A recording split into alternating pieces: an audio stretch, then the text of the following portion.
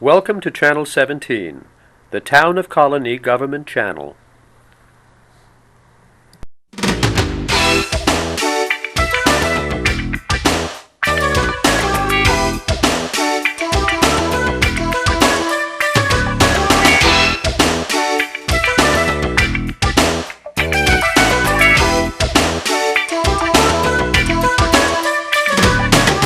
Hello and welcome to The Money Factor. I'm Richard Naylor, your host.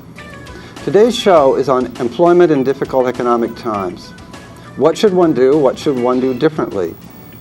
Our guest is Dr. Thomas Denham from Careers in Transition, and it's going to be your fourth time back, Tom. That's right. Or fifth, we're not sure. Thank you for having me. I really appreciate it. The topic is more than timely. The newspapers for the past few weeks have talked about job cuts. New York City has been the real heavy place. We've actually gotten 33% worse in the past year, which sounds really bad. And it's partly a statistical thing because we went from 3.6 to 4.8. But if you're in that 1.2, it's a depression, as they say. That's right. That's right. I thought we might want to start by just talking a little bit about what you've been hearing. You do job counseling. That's right. And what are people telling you? Well, in my practice, I'm seeing a lot of clients right now, and what they're telling me is they've either been laid off, downsized, re-engineered, or they're being threatened with a layoff or a downsize, or they're not being downsized, but they're nervous that that could possibly happen. So this is a very uncertain time. People are very insecure about their jobs. No question about it. You know, I had a question I was thinking of asking you, but what you just said kind of alters it a little bit. I was going to ask you, how can you tell, or what kind of signs are there, and maybe you should be worried about your job and doing something, but from what you just said, maybe that's not a relevant question. Well, you know, we were talking earlier about when you should start to prepare for these types of employment downturns, and we discussed that you should, as soon as the economy is doing very well, that's when you should start preparing for these things. So that could include starting a budget. Some people know what their expenses are, but they keep it in their head. So I would encourage everyone to have a budget, but also write down or type out, preferably in Excel, every single expense that you have. And then on a monthly basis, take a look at it. Where are you really spending your money? And categorize those kind of things. Are there areas for you to cut back on? And there are many people today that have cut back to the bone, but there are still a lot of people who really don't know where their money is going. So that would be one financial strategy that you'd have to have. I'd also recommend that people talk to a financial counselor or financial advisor so that they can, one, identify their goals, but also have a strategy to get to retirement. There's a difference between not wanting to retire and not being able to retire. Absolutely, and I think there have been more people who've been thrown into that second category in the past year, since the stock market and the 401ks have been devastated. Yeah. Now we have 201ks. Just about, yeah. Okay. We should have started last year. We should have started last year. That's okay. But that can be a lesson that in the future, moving forward, we need to prepare in advance for these kind of things. But you're right, we didn't. So let's assume that we haven't. So what do we do? What are we going to do? Well, the first thing we should do is not panic. We should slow down and stop and reevaluate. So in many ways, this may be hard for some people to hear, but I see this recession as a blessing because it's slowing us down and making us take a hard look at what's really important. So in career development, what we do is we do self-assessment first, then we explore our options, and then we implement. Okay. So in self-assessment, you look at your skills, your values, your interests, and your personality.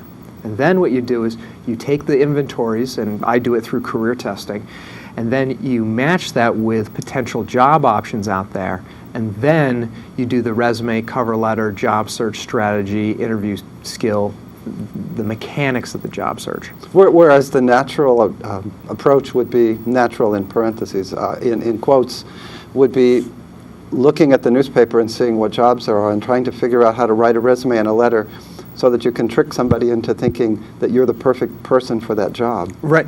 The natural tendency is to go to the internet and do an internet job search or go to the classifieds. And the tendency is, and it's perfectly natural to do that because that's where we assume the job listings are. Plus, it's convenient. It's convenient to be in your home on a Saturday afternoon looking at job listings, or 12 o'clock at night, or whenever it's convenient for you. The problem with the internet job search is as soon as that ad gets put either in the newspaper or on the internet, then you have this intense competition. And it's like a feeding frenzy. So unless you have 60 to 80% of what they're looking for that job, you're probably not going to get that position. And if it's such heavy traffic looking at that job, then you've really got to stand out, and you might need 120% of what they're looking for in that job. Or just send $20 bills with your cover letter. Well, yeah, that might be, you might get known that way. You might get noticed that way. When I'm thinking about employment strategies during this downturn, I'm not only thinking employment strategies, but I'm thinking about the other aspects of your life. So, for example, we talked about a financial strategy. We talk about a family strategy. What are you going to be doing as a family unit to support yourself through this time? Emotional support. Your friends. What are you going to do for fun? Maybe, are you going to cut back on a vacation? Are you not going to have any vacation at all? Or could you do other things that are free activities, like, for example, taking your family hiking to the Adirondacks, which is one of my favorite activities. It really doesn't cost anything other than gas and lunch. So that can be a whole full day activity, which is a lot less expensive than if you took your kids to Great Escape, for example. Maybe a faith-based strategy. Maybe it's a good time to talk to your priest, rabbi, minister, or spiritual advisor to get more in tune with that and use that as a support. Maybe you should have a going back to school strategy. Maybe this has prompted you to say, hey, maybe I should go back to school and do something different. Maybe now is the time to go back to school, but maybe the time is 2, 3, or 5 years from now. So, and again, that's why I look at this as a blessing, because it is causing people to interrupt their lives and really think about what their real goals are. Right. I mean, you suggest going to school, which would be a perfect strategy if we would have started 2 to 4 years ago. Right. To develop a skill so that we would be finding ourselves in demand no matter what the employment situation was. We live in an over-credentialed society, so the more credentials you have, the more degrees you have, the more marketable you're going to be, and the more earning potential that you have. And all the colleges and universities do experience an increase in their programs, especially the graduate school programs, during a downturn in the economy. But I have to remind our viewers that going back to school is not a revenue-generating activity. It's a cost activity. So if you're struggling financially, going back to school is going to cost you money in the short term. You're going to be laying out money for tuition and books and traveling to classes and that sort of thing. But if you're wise enough, that is going to pay off in the long term. But it also goes back to focus. Don't go back to graduate school or any type of other further learning unless you are clear about this is what you want and this is the degree or program that is going to take me to the long term. There are too many people that go to graduate school or further learning and they're doing it for the wrong reasons, or they're not clear and then they drop out. Or they get into the wrong programs. They have to be very careful about that. How do you balance that? You look and you say, we have a nursing shortage. Mm-hmm. I know that if I had a nursing degree right now, I wouldn't be facing a work. But then if I'm going to pass out if I see blood, probably that's not a good idea. But, I mean, how do you balance these two things? There's a job there. I'd love to be a writer and mm-hmm. be a bestseller writer, and let me go to school and become a bestseller writer. That might not be a very smart thing to do either. Well, first of all, I want to say, I think nursing is out for you, Richard. Too old? No. I think you're perfect in the field that you're in right now. But seriously, through going through a career counseling program, you come up with your skills, you come up with your values, your interests, and then you explore your options. And then once you have a list of like 10 things, this is what I do with my clients, is I come up with a list with them collaboratively of 10 career options. And these options are not me, pulling these out of a hat. They're based on what people truly want. So when we come up with this list, what we do is then we prioritize it into 3 types of careers or opportunities. One are ideal jobs. Okay. This is being the best-selling writer. Right. Okay. And your mother said, don't do that because you'll never make it. That is usually what's called a dream killer. Right. And I don't do that with my clients. So those are ideal jobs. Second are the ones that your mother probably wanted you to do, which are the more realistic jobs, the backup plans. Yeah, these are the backup plans. And then the third one is the safety job. So when you are on your last dime, you're going to go work at Walmart or you're going to dig ditches or something like that to make sure that you can survive financially. So you have ideal, those are the jobs I really want. You have the backup, these are the jobs I can probably get. And safety is, these are the jobs I must take in order to survive. And then you need to know what you need to have to get those jobs? That's the next step. So you have to get clarity on which type of jobs you're interested in or you're willing to take. The key is to never lose sight of that ideal job. So if somebody does want to be a best-selling writer, but they have they're in the, I don't know, want to pick on a field, I'm sure I'm going to alienate a lot of people. Let's just pick in the insurance field or something like that, where they're not really satisfied with it, but it pays enough to make the bills and that kind of thing. The question for me is, what are they doing on an incremental level to get to this larger term goal? The problem is when you get into this backup job, you get complacent and you get comfortable and you don't do anything to shoot for your dream. And then you just say, well, when I retire, I'm going to do that. And then sometimes you don't have your health or the drive or the motivation, or you have other commitments that you can't do this thing. So it's like gold, silver, and bronze. Okay? No one wants bronze. No one wants silver. We all want gold. But sometimes you have to stay in bronze for a while in the short term. But you should be looking higher each time. Now that's an ideal scenario, those 3 things. Yes. But if you're facing foreclosure on your house or just losing your job, you're going to go back to you're going to fluctuate between these 3 things. So let's say the economy is doing well and you're in this realistic job. You got to be setting your sights higher.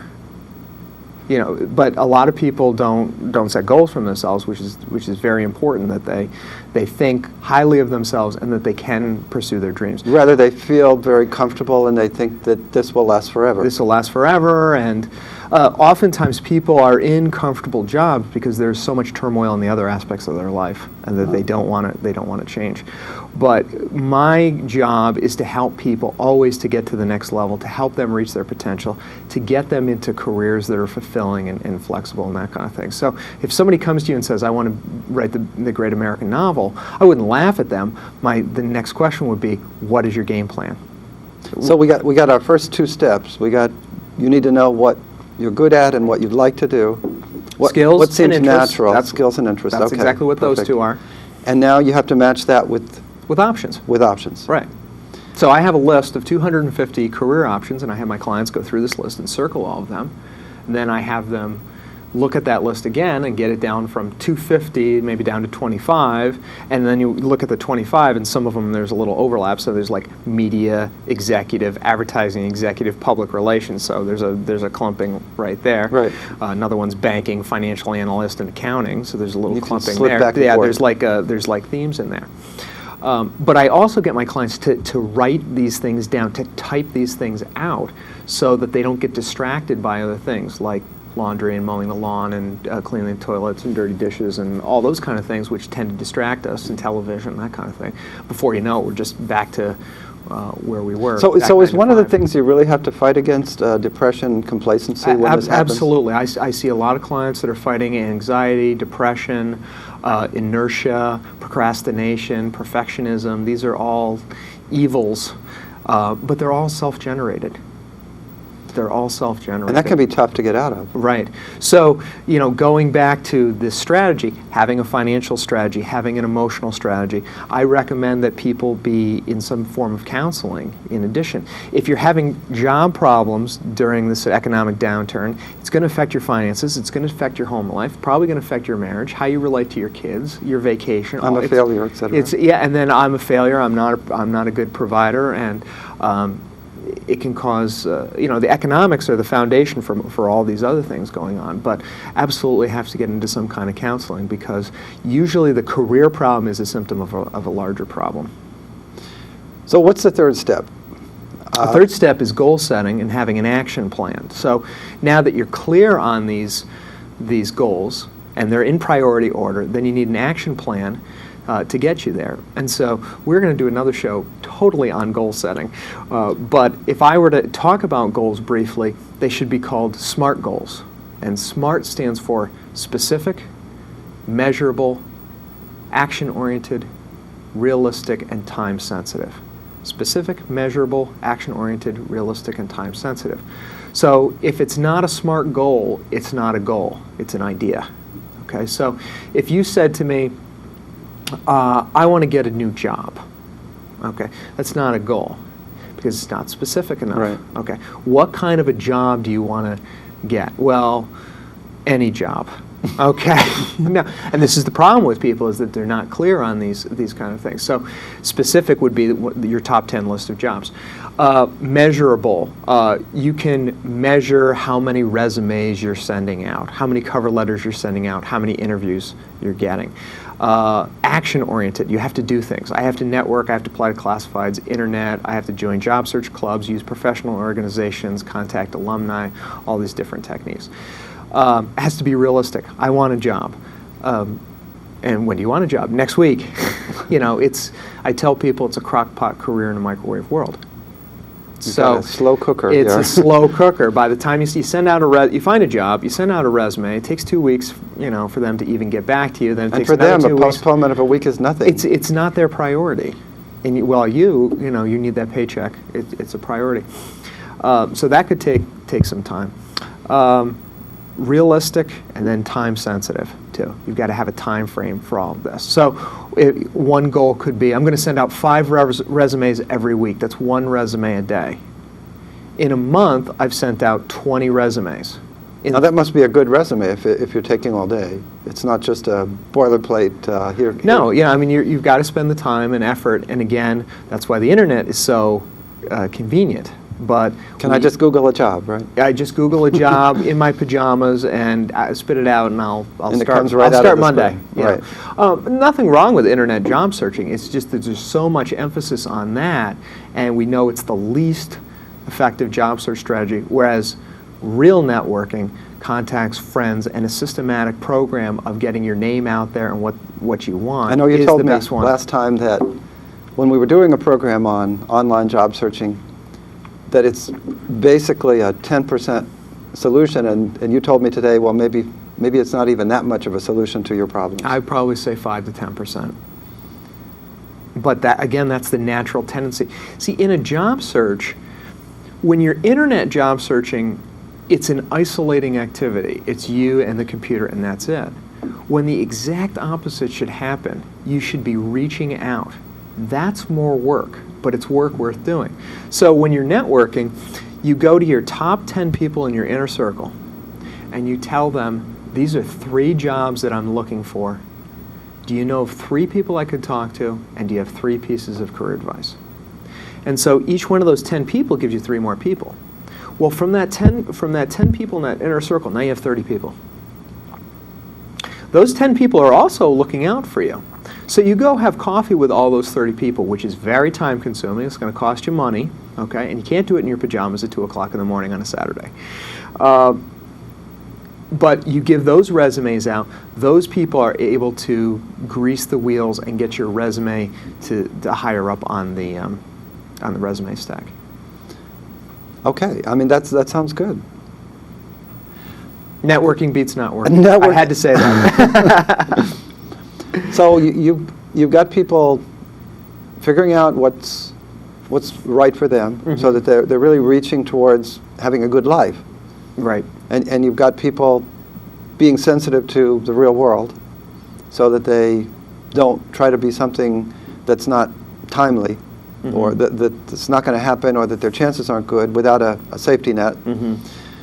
How do you deal with an issue which it's maybe on the emotional side, psychological side, but sometimes people feel either overconfident, I'm better than I really am in something, and sometimes we feel underconfident and we don't see our worth.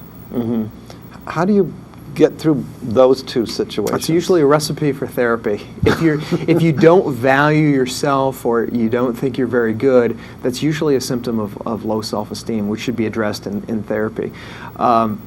Oftentimes, though, the workplace can be so narcissistic that it beats us down into believing that we are really not very good, when in fact we have a lot of strengths and abilities, and we have achieved quite a bit. There are people who think that, one, that they're better than other people, and that only has its limits. I mean, you certainly, being arrogant is not one of those qualities that we aspire to. No, we've seen a famous New York Giant football player go through that this past week. Yes, that's exactly right. But confidence, there's a fine line between being cocky and confident. And those people that are confident, I just recommend goal setting. I recommend goal setting for everyone. The problem with the people that have low self-esteem is their goals aren't high enough. So if you ask somebody, what's your big goal for the week? Oh, just to get through the week. I just want to get through this week. Well, so sleeping pills would probably do that. Right. And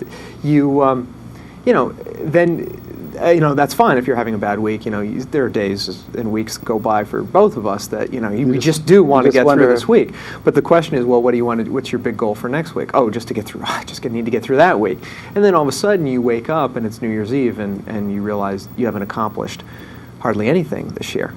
But goal setting is extremely important for having a fulfilling life. Goal setting goes back to the self-assessment, where you decide and define what it is you really want in life that gives you true meaning. And these goals don't have to be, climb Mount Everest. They have to be.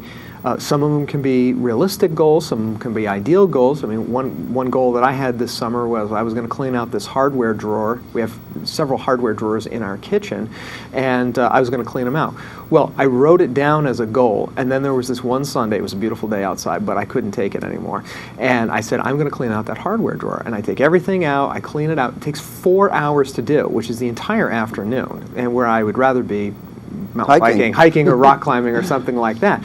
But I was able to check it off the list. Every time I go past that hardware drawer, I feel a sense of peace. Like, I'm so glad I was able to accomplish that goal. It had been years since this thing was cleaned out. It was one of those drawers where you just kind of throw stuff in. So that's like a minor goal. That's not going to change world history.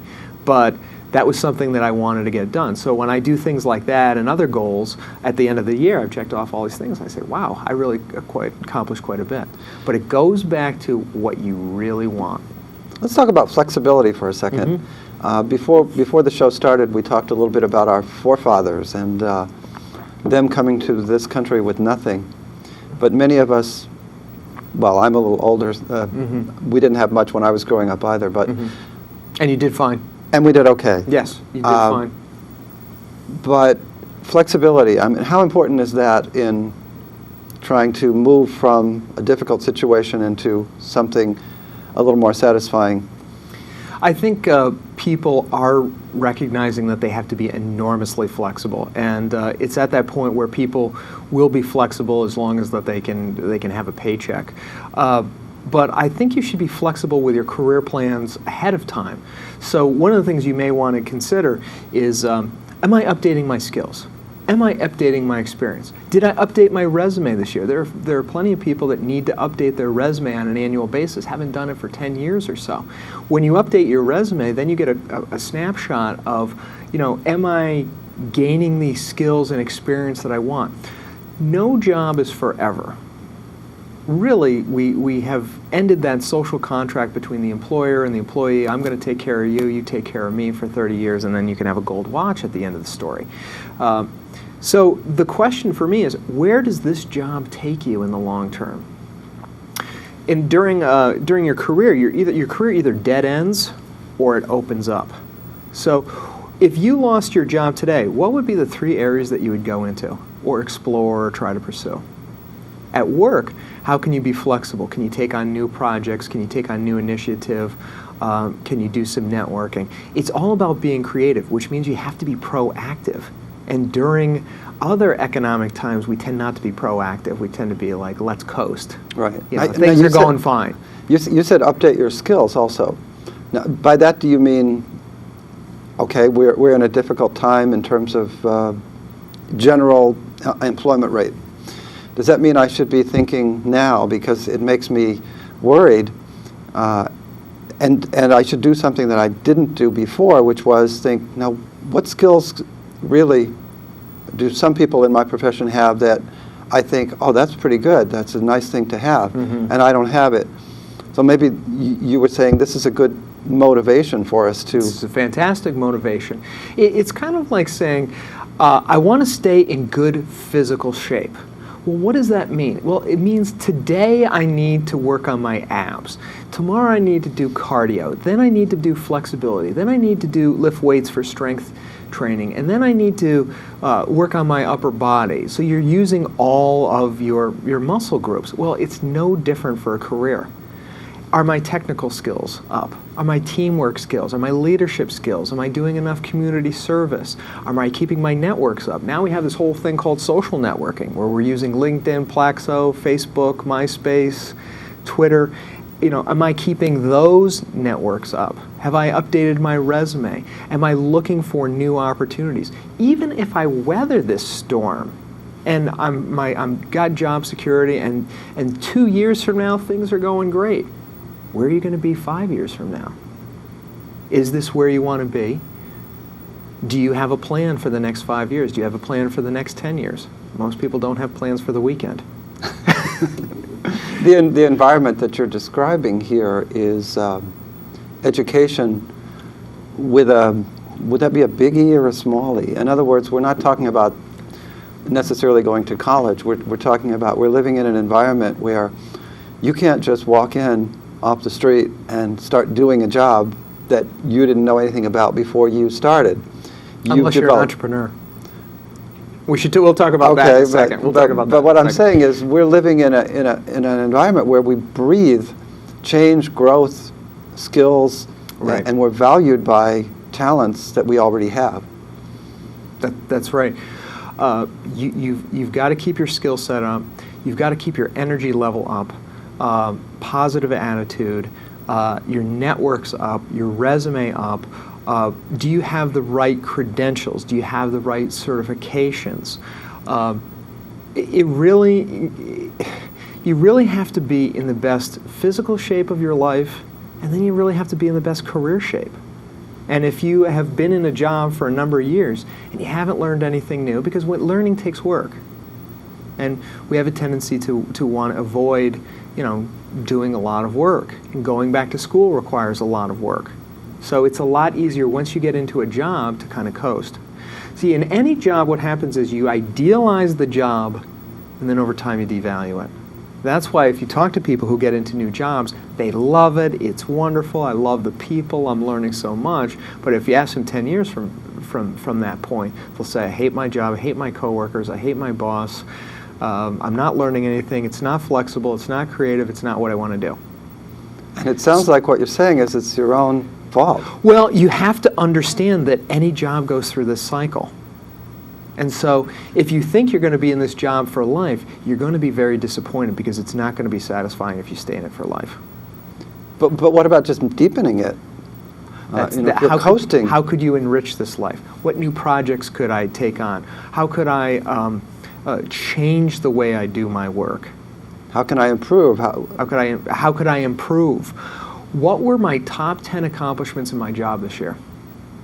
What were the 10 things this year that I'm the most proud of? For me, as a solo, I actually do write an annual report on myself. And it sounds kind of weird. It's not your board of directors? No, it's not my board of for it. directors. We have a board of directors of one. But one of the things is it's a nice ego boost at the end of the year, but it's also history on my company of what I've accomplished. And then I can look back on last year on what I did. And so everything that I do, if it's worth doing, it's worth recording down. Like, how many times did I network this year? Was it up over last year? How many clients did I take this year? Was it over last year? Where am I getting my sources of referrals? So I constantly track these things, and I'll write down what were the top 10 things I did for my business this year. And it's almost like a reward. You can think of it as a performance evaluation, or you can think of it as a reward system. And then you can say, wow, at the end of the year, in addition to the money I made, you can look at it and say, wow, you know what? I'm really glad that I have my own business or I accomplished these things. And the same thing for people at work. Maybe you took on a new project and you saw it to fruition and it saved the company X amount of money or made them more profitable. That's something you should really celebrate. So if you're still in a job, then you should quickly do what you just said and try to figure out how you can get better at it. And if you've just lost your job, maybe you could finish that sentence. What should you do? I don't think I have an easy answer for that. My answer would be, you're going to have to rely on your savings now. And if I had it my way, we would have backed up over a year ago and said, well, now that the economy is doing just fine, now we need to save for that day when we're going to go into a downturn. I also believe people should always have side businesses. I don't care whether it's a paper route or you're selling vegetables on the street or you're selling things on eBay. You should always have a side business that could possibly turn into a full-time venture. Careers in Transition was actually a side business for me. I was working as the director of the Siena College Career Center. I enjoyed it very much, but I was critiquing resumes and helping people figure out what their options were on the side. And then that business grew so much that the other one was in the way. The other one was in the way, and I also saw a lot of advantages as a single parent to having my own business and having that kind of flexibility. So I'm doing it full time, and it's probably one of the few jobs where it's recession-proof. There you go. Yeah. Any final words here? Well, also I would just emphasize entrepreneurship as a long-term goal. Maybe not now, but a long-term goal for people. Whether it's a side business or something that you're doing full-time, it can be a lot of fun and can add a lot of value to your life, and it can be another additional source of income. Sounds good. Thank you for having me. Thanks again, Tom. And I want to thank you for watching. I hope you enjoyed today's show and that you watch again next time and that you have a great week. Take care.